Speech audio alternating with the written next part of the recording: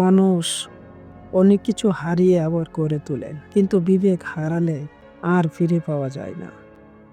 আমি হয়তো কিছু হতে পারিনি, তবু মিথ্যে হয়ে উঠিনি।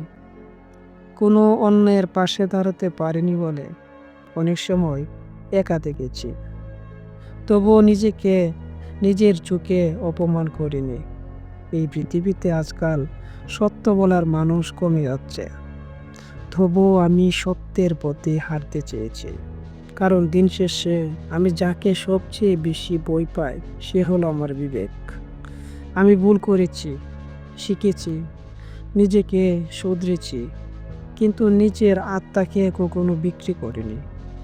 মানুষ হয়তো আমার সম্পর্কে অনেক কিছু বলবে, তবু আমি জানি আমি খেয়ে আমার বিবেক আমার কাছে অনেক দামি।